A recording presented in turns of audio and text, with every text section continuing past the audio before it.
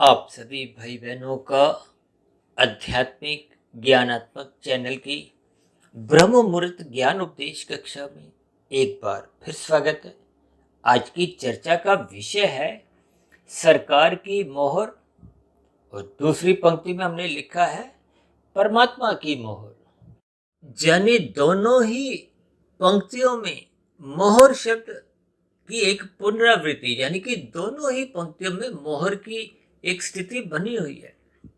और दूसरी विशेष बात, दोनों ही स्थितियों को हमने देखिए सफेद रंग से दर्शाया है और सरकार की मोहर के नीचे ही हमने देखी एक आसान स्थिति, ताकि बात समझ में आ जाए, सरकारी आदेश लिख दिया है। और परमात्मा की मोहर के साथ ही हमने एक शब्द कर्मफल सिद्धांत लिख दिया है।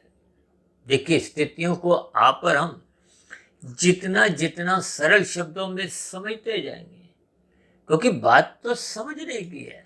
और यदि मनुष्य बात को समझता नहीं है, शास्त्र तो बार बार कहते हैं शास्त्रों का स्वाध्याय करो, गुरु के प्रवचनों को सुनो, या साधारण शब्दों में हम बार बार कहते रहते हैं सत्संग करो सत्संग करो। क्योंकि प्रकृति की तो देखिए 3 गुण नित्य हैं। ये 3 गुण देखिए, तमोगुण, रजोगुण और सतोगुण। अक्सर हमारी चर्चाओं में देखिए बार बार इन गुणों पर चर्चाएं होती है। और गीता का 13वां और 14वां अध्याय तो इन गुणों की एक पूर्ण व्याख्या समझाता है। लेकिन मनुष्य जब तक इन सभी स्थितियों को ज्ञान पूर्वक नहीं समझता, देखिए ज्ञान पूर्वक समझने का अभिप्राय क्या है कि पहले तो आपको शाब्दिक ज्ञान समझना है, सुनने से चाहे पढ़ने से। देखिए, गुरु द्वारा आपको हमें सुनना होता है और शास्त्रों को पढ़ना होता है। यानी कि आंखों का विषय क्या है? पढ़ने का, और कानों का विषय क्या है? सुनने का। और यदि दोनों ही स्थितियों में आप सो जाते हो, उदासीन रहते हो, देखिए आपके हमारे मोबाइल में देखिए कभी कभी हम इनकमिंग कॉल से कुछ पीछा छुड़ाने के लिए क्या करते हैं, अपने फोन का एक मोड को हो एक म्यूट पे कर देते हैं। यानी कि फिर आप सुनते नहीं। अक्सर आजकल के माता पिता को भी कुछ ऐसी ही शिकायत बच्चों से होती है कि बच्चे माता पिता का कहना नहीं मानते। और यही बात क्या है कि आप और हम देखिए गुरु के प्रवचनों को सुनते नहीं, सुनते हैं तो कहना नहीं मानते या उन पर चलते नहीं। और इसी तरह शास्त्रों की बातों को आप और हम पढ़ते नहीं, पढ़ते हैं तो ऊपरी ऊपरी स्तर पर शाब्दिक स्थितियों तक ही सीमित रहते हैं। हम तो बार बार कहते हैं शाब्दिक ज्ञान 1% की सफलता है, और वो भी यदि आप श्रद्धा पूर्वक पढ़ते हो सुनते हो। उसके भीतर की स्थितियां क्या? मन बुद्धि की, यानी कि उन शब्दों की स्थितियों पर सोचो समझो, उन पर चिंतन मनन करो, यानी कि उनके अर्थ समझो। शास्त्र गुरु क्या संदेश क्या ज्ञान देना चाहते हैं। भले ही तकनीकी रूप से आपकी आत्मा मेरी आत्मा, कीट पतंगे की, पक्षी की, पेड़ पौधे की, सबकी ही आत्मा देखिए ज्ञान स्वरूप है। लेकिन फिर भी का शास्त्रों में बार बार कहा जाता है कि सत्संग करो। इसका अभिप्राय क्या है कि आपका हमारा जो आत्मा का ज्ञान है वो कमजोर हो चुका है, ढक चुका है। शास्त्रों में उसी बात को एक शब्द आवृत शब्द बोला गया। आवृत का अभिप्राय क्या होता है? जैसे देखिए मानसून के दिनों में आप देखते ही हो ना कि काले बादल सूर्य के प्रकाश को ढक देते हैं, और शाम को जैसे ही देखिए अंधकारमय स्थितियां होती हैं। किस लिए? कि सूर्य अस्त हो जाता है, डूब जाता है। जबकि तकनीकी रूप से देखिए इसके पीछे का ज्ञान विज्ञान आपको हमें समझना चाहिए। मनुष्य जोनी पाकर यदि आप और हम केवल धन कमाने के लिए भागदौड़ करते हैं, और धन कमाते कमाते कमाते कमाते आप और हम कितनी दूर निकल आते हैं आपको हमें बोध नहीं होता। देखिए आपका हमारा जीवन हर क्षण घटता जा रहा है। भले ही हम प्रतिवर्ष देखिए जन्मदिन मनाते हैं, शादी की सालगिरह मनाते हैं, यानी कि हम इतने बड़े हो गए धन से उम्र से। ये सभी स्थितियां देखिए आपको हमें ज्ञान पूर्वक कुछ संदेश देती। आपकी उम्र तो हमारी घटती जा रही है, और मैं तो अक्सर इन सभी स्थितियों को विशेष स्तर पर गंभीर मुद्रा में समझाता हूँ देखिए आपकी हमारी उम्र तो माता के गर्भ में, बढ़ते बढ़ते भी देखिए शरीर तो अभी पूर्ण रूप से बना नहीं, क्योंकि उसको बनने में तो 9 माह 9 दिन की स्थिति शास्त्रों में ही समझाई गई है। और एक साधारण मनुष्य इन सभी स्थितियों को भली भांति जानता है। यानी कि आपकी हमारी आत्मा लगभग 9 महीने जीवन के तो गर्भाकाल की स्थिति में ही बिता देती है। और उसके बाद की क्या स्थिति है? शिशु काल। अब शिशु काल देखिए 2.5-3 वर्ष तक की स्थितियां हैं। उसमें भी आपको में कोई विशेष बोध नहीं होता। खिलौनों की स्थितियों का कहो, माता पिता परिवार के कुछ सदस्यों का, कुछ खाने पीने की स्थितियों का, देखिए ये बहुत ही साधारण सी स्थितियां हैं।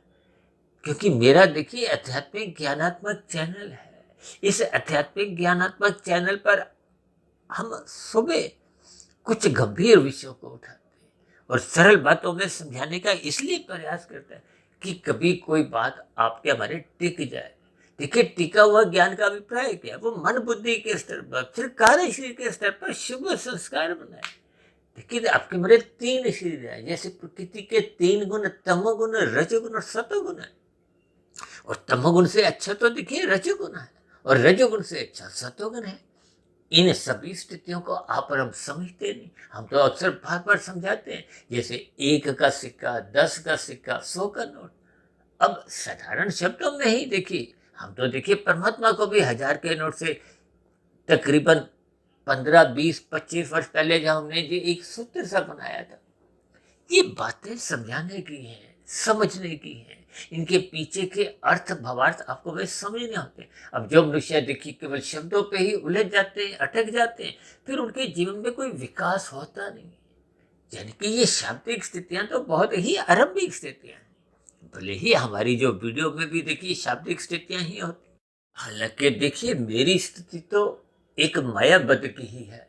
जैसे आप भाई बहन माया के एक बंधनों से बंधे हुए, मैं भी बंधा हुआ हूँ। देखिए ये बहुत ही स्पष्ट स्थिति है। अक्सर मेरी चर्चाओं में आपने एक शब्द अक्सर एक संबोधन में सुना होगा, पढ़ा भी होगा, कि आपका आध्यात्मिक मित्र। क्योंकि गुरु का अभिप्राय एक मायातीत की स्थिति से। अक्सर हमारी चर्चाओं में हम बार बार कहते हैं ना कि वेदों का ज्ञान आरंभिक एक अपौरुषीय ज्ञान कहलाता है। सृष्टि के आरंभ में ही परमात्मा के मुख द्वारा वो प्रकट होता है। उसको किसी ने भी लिखा नहीं है, वो तो दिशा निर्देश है। जैसे देखिए जी सरकार की जो मोहर हमने लिखा है ना, ये सरकारी आदेश, ये बनते कहाँ है? ये संसद में बनते हैं। संसद का काम क्या है? वो कानूनों को बनाता है। कानून पर किसकी मोहर लगती है? जब वो संसद में वो बना हुआ एक लिखित आदेश एक बहुमत के स्तर पर पास कर दिया जाता है।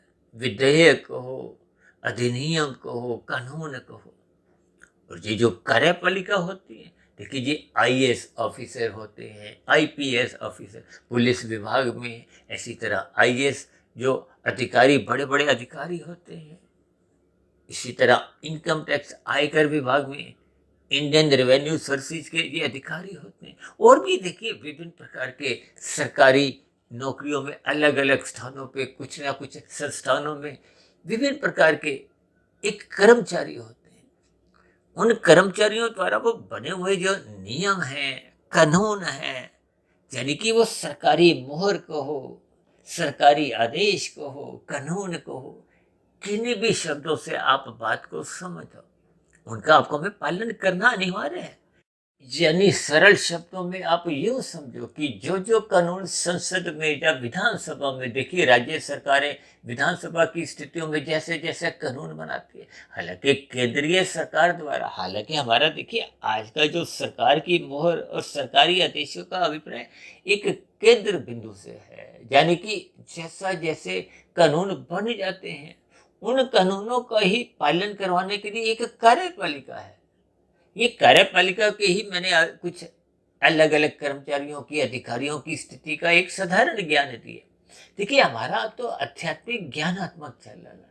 हम जो विस्तार से बात रखते हैं वो तो आध्यात्मिक बातों की, आध्यात्मिक सिद्धांतों की, जो वेदों में समझाई गई है। देखिए वेदों का तो ज्ञान बहुत ही जटिल स्थितियां हैं।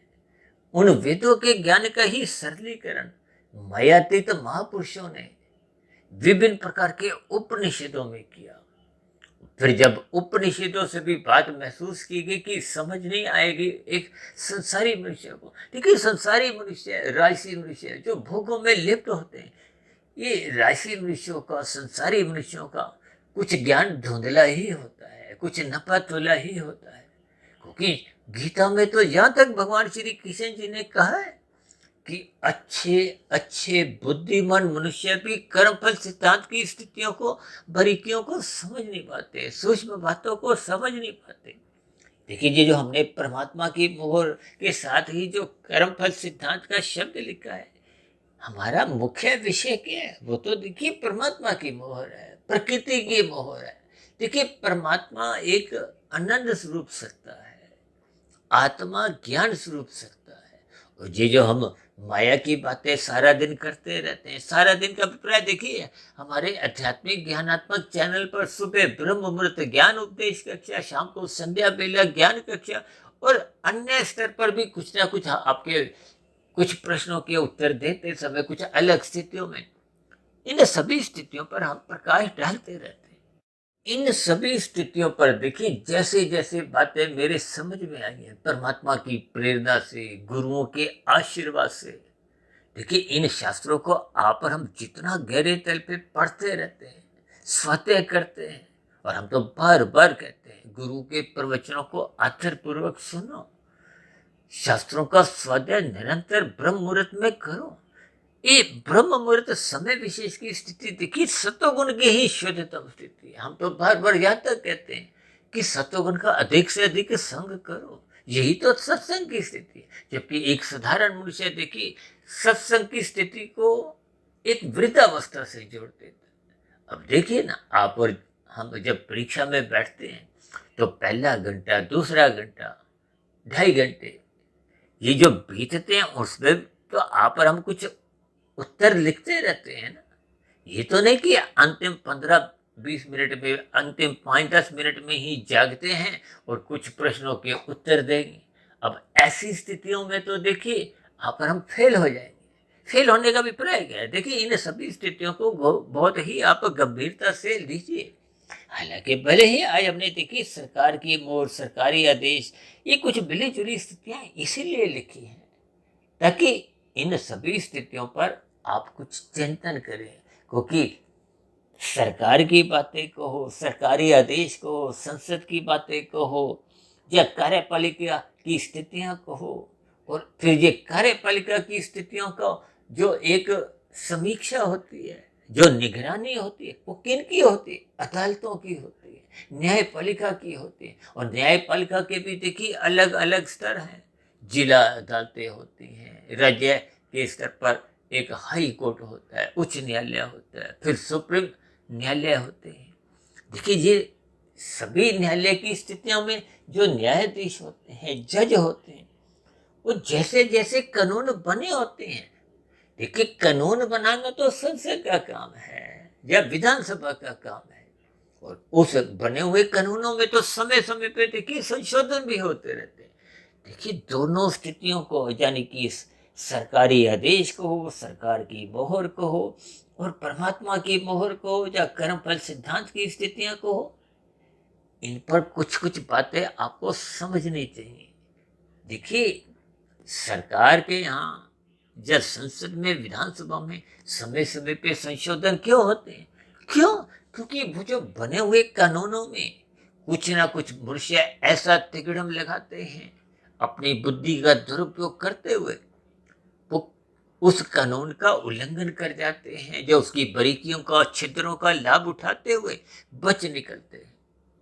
इसलिए फिर कानून को देखिए, जब जब कोई छिद्र से कोई स्थिति निकल जाती है तो फिर उस छिद्र को बंद किया जाता है, उसमें सुधार लाया जाता है।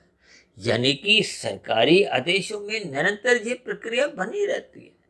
भले ही ये सभी सरकारी मोहर, देखिए सरकारी मोहर का मतलब क्या होता है? आपने भारत सरकार की मोहर को देखा ही होगा।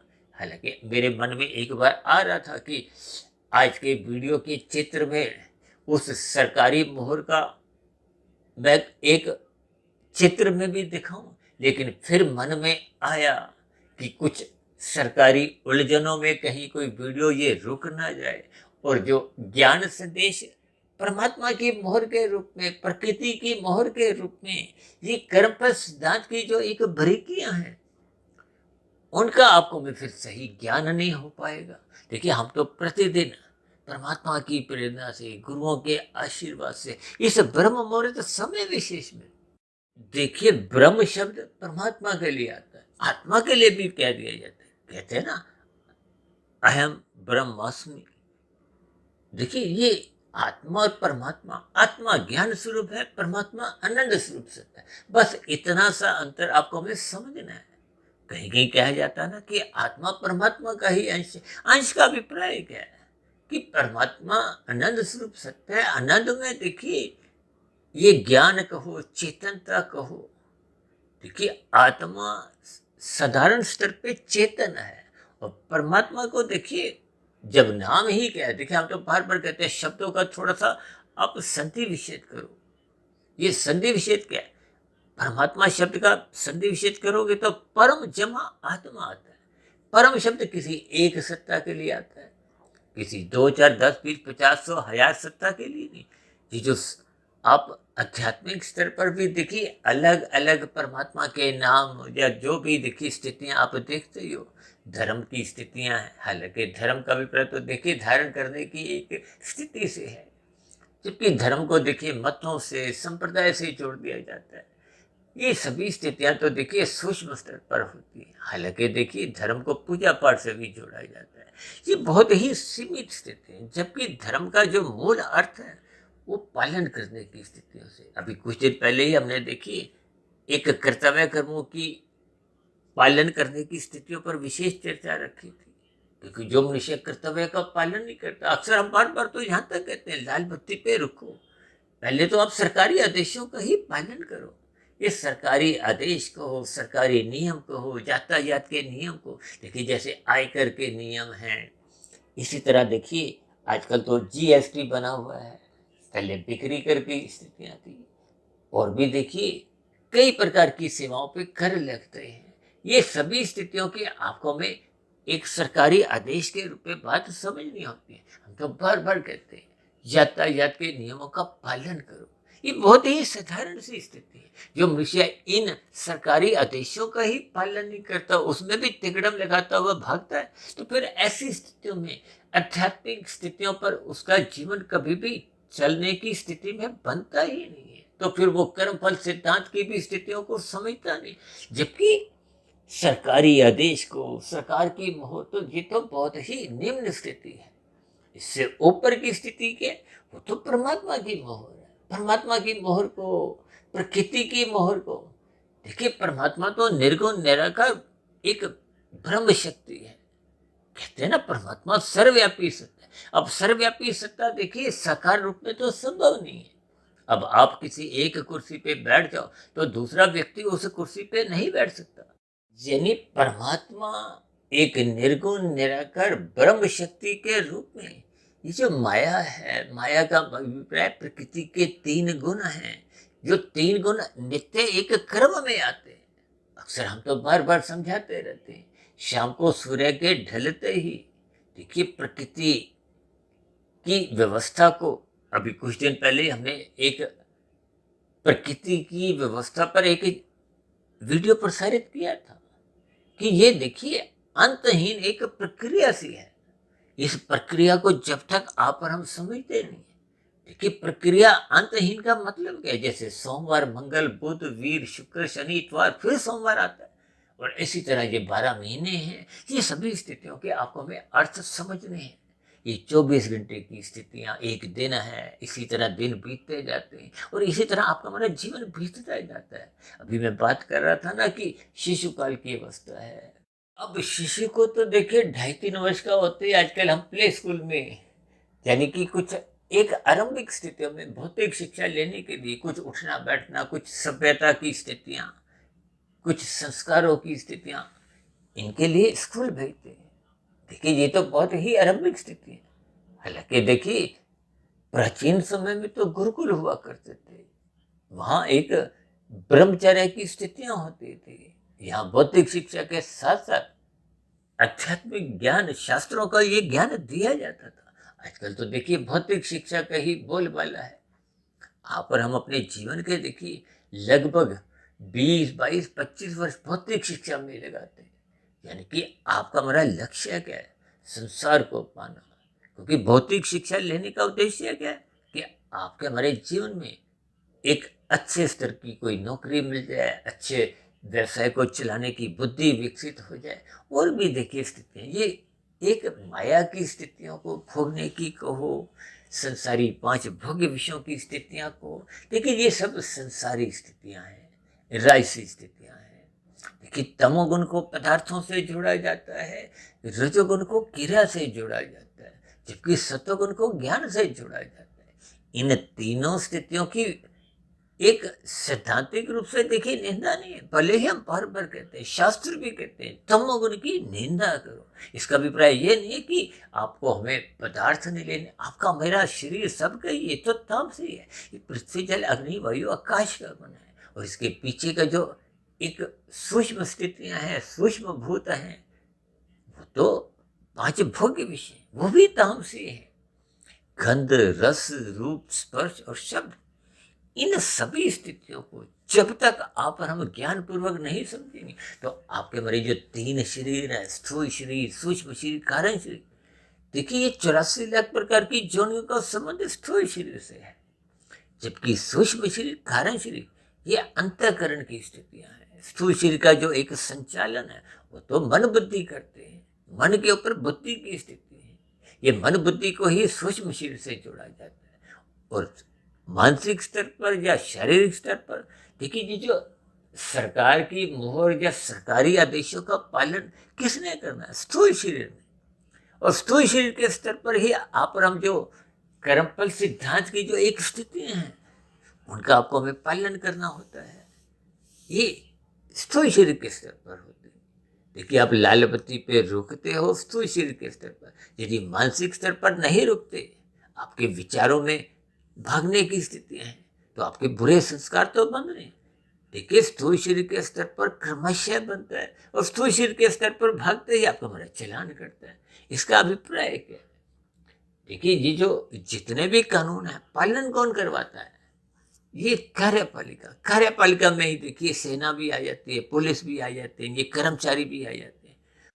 और जो इन सरकारी आदेशों का पालन नहीं करते, उल्लंघन करते हैं, कुछ तिगड़म लगाते हैं, यानी कि अलग अलग स्थितियां, तो फिर ये अधिकारी उनको पकड़ते हैं, पुलिस पकड़ती है, और फिर पकड़कर विभिन्न प्रक्रिया में गुजरते हुए न्यायालय में प्रस्तुत करते हैं। फिर न्यायालय कानून के अंतर्गत समीक्षा करते हैं।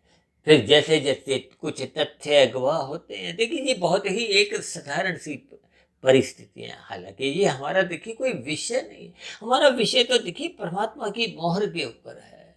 क्योंकि परमात्मा की मोहर लगने का मतलब क्या है? ये कर्मफल सिद्धांत की स्थितियां निरंतर अनादिकाल से चलती आ रही है।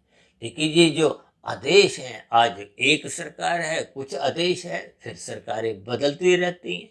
ये सरकारें कहो, सरकारी, हालांकि देखिए मोहर तो वही बनी रहती है, लेकिन सरकारी आदेश कुछ ना कुछ समय समय पर उनमें संशोधन होता है। हालांकि इन सभी स्थितियों को मात्र हमने समझने तक ही सीमित दृष्टिकोण तक ही इनको एक महत्व देना है। मूल विषय क्या है? देखिए यूं तो देखिए सरकारी आदेशों में आपको में अंडा मांस खाने से आजकल कोई रोका नहीं जाता, लेकिन परमात्मा की मोहर तो आपको बार बार समझाती है।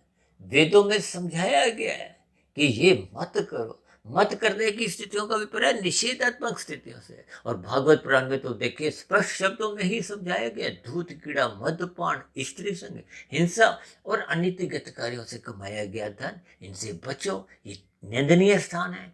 इनका संग मत करो। इनका संग होते ही आपसे हमसे कितने पाप कर्म होने लगते हैं।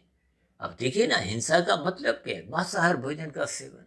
भले ही कानून आपको हमें पकड़ता नहीं है, कोई पुलिस आपको पकड़ के न्यायालय में प्रस्तुत नहीं करता, और न्यायालय आपको हमें कोई जेल नहीं भेजता, लेकिन परमात्मा की मोहर को हो, प्रकृति की मोहर को, 3 गुणों की स्थितियां को हो, कर्मफल सिद्धांत की स्थितियां को, किन्हीं भी शब्दों से देखिए ये जितने भी एक ग्रंथ है, ये बार बार आपको में समझाते हैं। हम तो बार बार कहते हैं ना, वेदों का ज्ञान देखिए एक मनुष्यों के लिए, ये एक आपके मेरे जीवन के एक दिशा निर्देश है, एक व्यवस्था को चलाने की स्थितियां हैं। देखिए, व्यवस्था जैसे यातायात के नियमों की एक सुचारू रूप से चलती है, जब सभी कानून एक उन यातायात के नियमों का पालन करते हैं, तो किसी का भी देखिए वाहन एक सामान्य गति से कहीं ना कहीं मंजिल पे पहुंचता रहता है। और यदि अव्यवस्था होती है, चक्का जाम हो जाता है। यही ज्ञान उपदेश गीता में भगवान श्री कृष्ण जी ने समझाया कि जो मनुष्य धर्म का पालन नहीं करता, अपनी मनमानी करता है। देखिए, मनमानी करने का मतलब क्या है? अब देखो ना, गीता में तो स्पष्ट शब्दों में अर्जुन ने भगवान श्री कृष्ण जी की बातों को सुना, समझा और उनको अपने जीवन में अपनाया। लेकिन दुर्योधन ने उन बातों को अनसुना कर दिया, सुना नहीं, अपनी मनमर्जी की जीवन के अंतर्गत। फिर परिणाम आप और हम जानते हैं, यानी कि परमात्मा की मोहर को, प्रकृति की मोहर को, कर्मफल सिद्धांत की स्थितियों को, तो जैसी जैसी देखिए सूक्ष्म शरीर के स्तर पर आप और हम अपना जीवन चलाते हैं, उस चलते हुए जीवन के स्तर पर आप और हम कितने ही कर्म करते जाते हैं। एक एक दिन में आप और हम देखिए कितने कर्म करते हैं। देखिए, मानसिक स्तर पर भी आपकी हमारी क्रियाएं चलती हैं, चिंतन को हो, विचारों की स्थितियों को। हालांकि मानसिक स्तर पर आपका मेरा कोई कर्माशय नहीं बनता है। जैसे मानसिक स्तर पर आप लाल बत्ती पे नहीं रुकते हो, विचार आपके छलांगे लगाते हैं, भागने की स्थितियों में आप चिंतन करते हो, तो भी आपका मेरा चलान नहीं करता। भले ही आपके मेरे बुरे संस्कार बनते जाते हैं, और बुरे संस्कार जब कारण शरीर में गहरे तल पे हो जाते हैं, तो फिर वो स्थूल शरीर के स्तर पर भी भागने को, लाल बत्ती क्रॉस करने को, भागने को विवश कर देते हैं। ये सभी स्थितियों को ज्ञान पूर्वक आपको हमें समझना है, क्योंकि ये जितनी भी परमात्मा की मोहर की जो हमने स्थितियों पर थोड़ा प्रकाश शब्दों द्वारा डाला है, ये मुख्य रूप से कर्मफल सिद्धांत की स्थिति है। कर्म होने के बाद फल आना निश्चित है। हम तो बार बार कहते हैं, देखिए, अनुकूल परिस्थितियों का, सुख रूपी फलों का तो आप और हम त्याग कर सकते हैं, लेकिन दुख रूपी स्थितियों का आप और हम त्याग कर नहीं सकते। जैसे आपको यदि अपराधी को कोई सजा मिलती है तो वो भाग नहीं सकता। यदि आपको सरकार कोई पुरस्कार देती है तो आप लेने से मना कर सकते। ठीक इसी तरह जब जब आप कोई गलत काम करते हो, यानी कि आपके बारे किए गए पाप कर्म गैर जमानती वारंट हैं, उनकी कोई जमानत नहीं है, कोई किंतु परंतु की स्थिति नहीं, इसलिए कर्म फल के साथ एक सिद्धांत शब्द है। वहां किसी भी प्रकार का कोई संशोधन नहीं, अनादिकाल से। देखिए, चाहे सतयुग हो, चाहे त्रेता युग, चाहे द्वापर युग, और वर्तमान समय तो कल युग की स्थितियां, इन सभी स्थितियों को ही आपको भी ज्ञान पूर्वक समझना चाहिए। इसलिए तो शास्त्र कहते हैं, सत्संग करो, सतगुण का संग करो, ब्रह्म मुहूर्त में उठो। ये गुरु के प्रवचनों को सुनने से, शास्त्रों का स्वाध्याय करने से आपके हमारे फिर अंतःकरण शुद्ध होने लगता है, कार्य शरीर में शुभ संस्कार पहुंचने लगते हैं। वो शुभ संस्कार, जैसे देखिए सूर्य का प्रकाश आने से अंधकार भागने लगता है, इसी तरह शुभ संस्कार जब बनने लगते हैं तो फिर पहले के बुरे संस्कार जो आपके हमारे मन बुद्धि के स्तर पर बुरे विचार लाते थे, बुरे फुर्ते, वो स्थूल शरीर के स्तर पर 5 ज्ञानेंद्रियों द्वारा 5 भोग विषयों में एक भोगने पर विवश कर देते थे, पाप कर्म करने को विवश कर देते थे कर्मेंद्रियों द्वारा।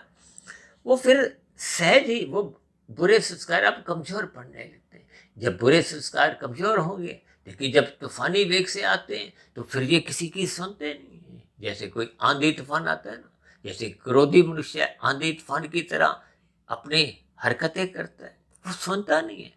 जब वो पाप कर्म कर जाता है, कानून का उल्लंघन कर जाता है, फिर बाद में पछतावा करता है। ठीक इसी तरह ये कर्मफल सिद्धांत के अंतर्गत आप मरते तब तक जैसी जैसी स्थितियां बना लेते हो। देखिए, मानसिक स्तर पर भले ही कर्माशय नहीं बनता, लेकिन बुरे संस्कार बनते हैं। वो बुरे संस्कार मन बुद्धि में वेग से आते हैं। जब वो गहरे तल पे बन जाते हैं तो वेग से आते हैं, और वेग से आते ही वो स्थूल शरीर को बाध्य कर देते हैं, धक्का देते हैं भोग विषयों की ओर, वो भोगने को विवश कर देते हैं, पाप कर्म करने को विवश कर देते हैं। इसलिए आज की वीडियो विशेष में हमने देखी, ये सरकार की मोहर को हो, सरकारी आदेश को हो, और इसकी जो एक सपेश दृष्टिकोण से परमात्मा की मोहर, ताकि आप और हम इस कर्मफल सिद्धांत की बारीकियों को समझें। जो बिना सत्संग किए समझ नहीं आती। गुरु के प्रवचनों को सुने, शास्त्रों को स्वाध्याय करें, ब्रह्म मुहूर्त में उठे।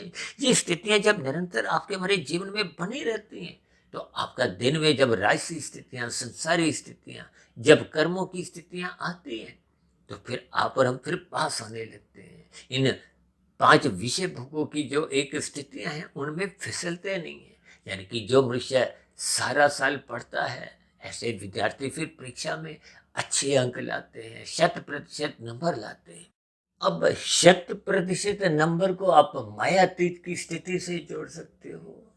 अच्छे नंबर लाने का अभिप्राय आपको हमें स्थूल शरीर के मरते ही पुनः मनुष्य योनि की एक प्राप्ति हो सकती है। संस्कारी माता पिता के यहाँ जन्म होगा, गुरुजनों का संग पुनः उपलब्ध बना रहेगा। और यदि आप और हम देखिए सारा साल पढ़ते नहीं, सारा जीवन आप पाप कर्म करते हो, तो फिर निश्चित रूप से क्रमशः बिगड़ जाता है, संस्कार बिगड़ जाते हैं। तो मनुष्य योनि के मरते ही फिर जो जो नीचे की 80 लाख प्रकार की अधोगति की निंदनीय कष्टमय योनियां है। देखिए 20 लाख तरह की तो वनस्पति जोनियां हैं, 9 लाख तरह की समुद्र में जल में रहने वाली जोनियां हैं, 11 लाख तरह के कीड़े मकोड़े, 10 लाख तरह के पक्षी, 30 लाख तरह के पशु। ये एक अचेत जोनियां हैं, कष्टमय जोनियां। फिर इन जोनियों में कर्माशय के अनुसार जाना पड़ता है, दुख भोगने पड़ते हैं। भले ही परमात्मा देखिए परम दयालु हैं, परमात्मा ने नीचे की सभी जोनियों के जीवों को क्रमशः अचेत इसलिए रखा है ताकि उनको दुखों का बोध नहीं हो। अब नीचे की जोनियों में जैसे जैसे वो दुख भोगे जाते हैं, तो पाप कर्मों का क्रमशः घटता जाता है। वो घटते घटते जब पुण्य कर्मों के बराबर आ जाते हैं, भले ही लाखों करोड़ों अरबों खरबों कितने ही जोनियों में भटकना पड़े, जब तक वो पुण्य कर्मों के बराबर नहीं आ जाते। अब उदाहरण के लिए किसी के देखिए मरते समय पुण्य कर्मों की स्थितियां 15% थी, पाप कर्मों की स्थितियां 85% थी, तो बीच का जो अंतर है वो तो 70% का है। यानी कि वो 85% के पाप कर्म घटते घटते हजारों लाखों करोड़ों अरबों खरबों जोनियों में वो कष्ट भोगते भोगते जब वो पाप कर्म घट घट के 15% पे आ जाते हैं, तो फिर पुनः मनुष्य जोनि का अवसर मिल जाता है। और आपको हमें तो देखिए मनुष्य योनि का अवसर मिला हुआ है, इसका सदुपयोग करना चाहिए। ब्रह्म मुहूर्त में उठना चाहिए, गुरु के प्रवचनों को सुनना चाहिए, शास्त्रों को स्वाध्याय करना चाहिए। इसी दृष्टिकोण से ही आज हमने देखिए सरकार की मोहर के साथ सरकारी आदेश और परमात्मा की मोहर के साथ एक कर्मफल सिद्धांत की स्थितियों पर एक सामान्य चर्चा रखी है।